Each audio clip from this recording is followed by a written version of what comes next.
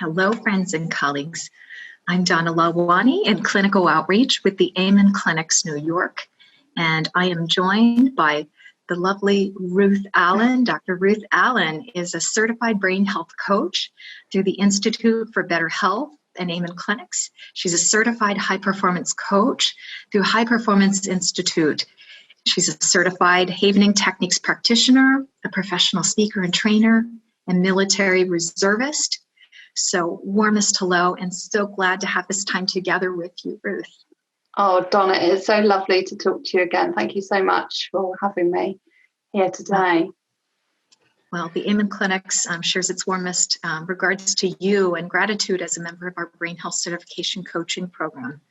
Oh, thank you. Thank you. It's very kind. As a colleague in the New York office and working with our professionals in the New York area, Northeast, Canada, and overseas and abroad, you're here joining us from the UK. That's right. Yeah, just near London in Oxfordshire. So just near Oxford University, actually. So, yeah. Well, we're excited to talk about some of the important things that are coming up right now and strategies for coping with loneliness and isolation.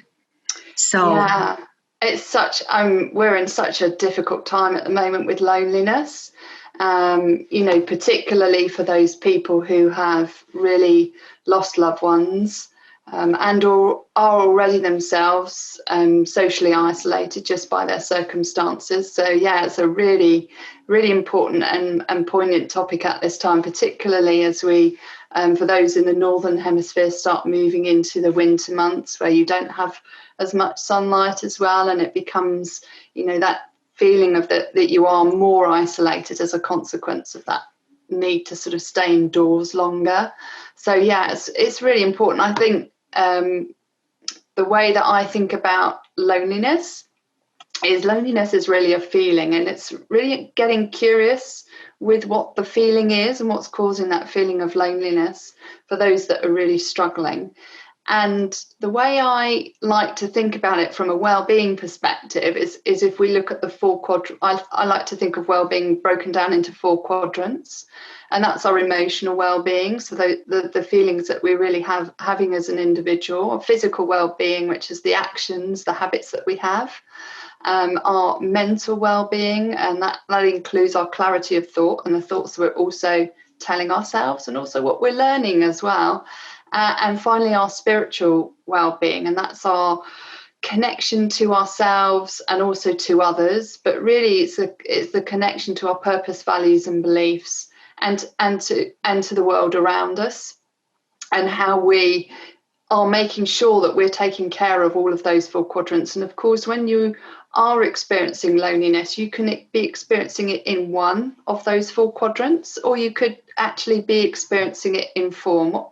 What do I really mean by that is if you think about, so I'll take my mum as an example. So we sadly lost my dad last year, and she's obviously, we've come into COVID, and she's become to feel extremely lonely because of the isolation, and also because of the loneliness she's experienced as a result of my dad passing. And that's created a lot of feelings of missing that emotional connection. So if we think back to those four quadrants I just mentioned, it's that emotional connection to my dad, which was obviously really strong. The habits, the activities that they used to do together, and we can see that's a huge shift if you think about it since we went into lockdown for many countries back in March.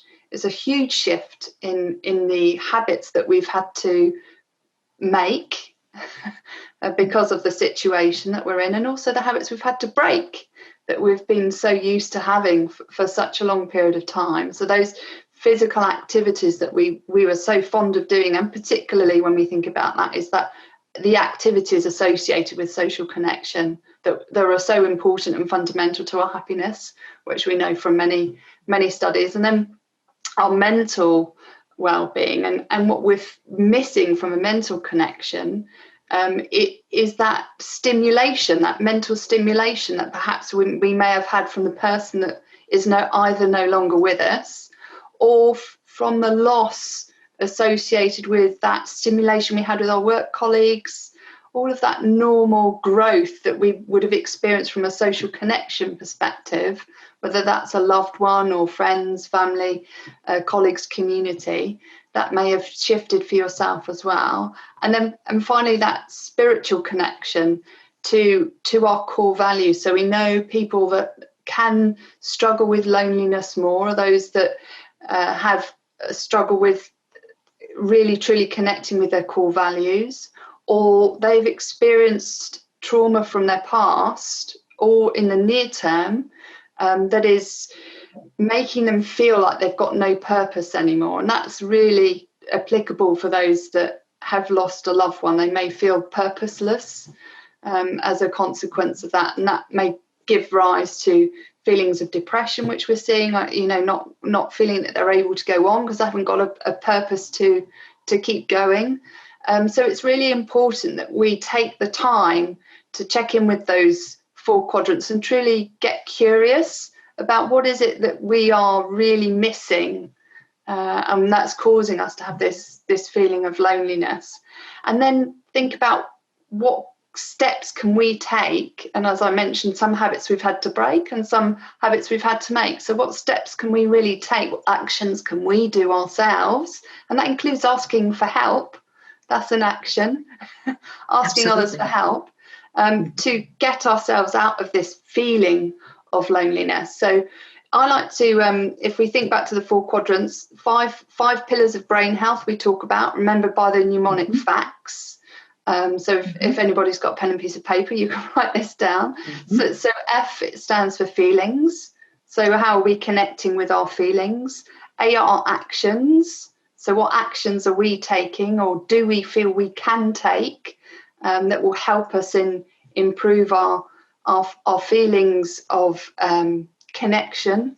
And I'll come on to this in a minute. See our connections to ourselves, our purpose, values and beliefs, and get, as I said, we all need to get curious about why we're feeling the way we do. So what is it that you are connected to at the moment in terms of your purpose, values and beliefs? Is that missing for you? And also our connection to others. So who is it that was in your circle of friends or your circle of social connection that is missing or has shifted in some way? So if I think back to when lockdown first happened, one of the first things that I did for the community was I just ran around all the local houses, about 100 houses, and posted leaflets through the door and created a Facebook group to connect with the local community. And actually it's brought us more together as a community, because we've taken the time to recognise that some people are isolated and lonely and they can connect in a different way. So it's not just the fact that you've lost that physical connection. How can you connect differently? And I know from my mum's perspective is she's found it really powerful to use things like we're on now, which is Zoom. And she didn't have a clue how to use it before lockdown, to learn new tools, to tool yourself up so that you can connect in this new transitional world that we're in at the moment, and think of ways in which you can do that creatively. So another thing is if you're totally not into connecting via these means, and you'd much rather talk on the telephone, or you'd much rather go out with people, then get creative within the confines of whatever your restrictions are, and arrange a time to go for a walk around the local park or a walk around the pond, and do a sort of social bench passing chat with people. And you can connect with people that you may have not even been able to connect with, and if you keep that routine going, then that becomes a new social connection that perhaps you didn't have. And then finally is, we talked about, so T is our thoughts, and I know Daniel Amen talks about thoughts a lot, is what thoughts are you telling yourself, or what thoughts have been encoded in your brain as a result of any trauma or unpleasant experience you've had from your past, that you're telling yourself, I'm lonely, and actually it's a consequence of your past experiences that's pushing you into this feeling of loneliness. So what is it that what thoughts do you often listen to that perhaps not helping you? And how can you challenge them, those automatic negative thoughts? And I know there's many, not time in this thing, but there's many ways in which you can do that, is challenge those thoughts. And then finally, thinking about your surroundings, is how are you leveraging the surroundings that you have in order to really connect more with yourself, and not have that feeling of loneliness. So a classic example is connecting with your five senses. So one of the things, again, going back to my mum, who was feeling extremely lonely until recently, is the power of music.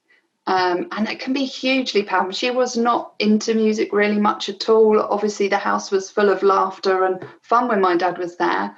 But she's now fallen in love, it's probably a good way to describe it, with cello music, which she would never have even thought she would enjoy.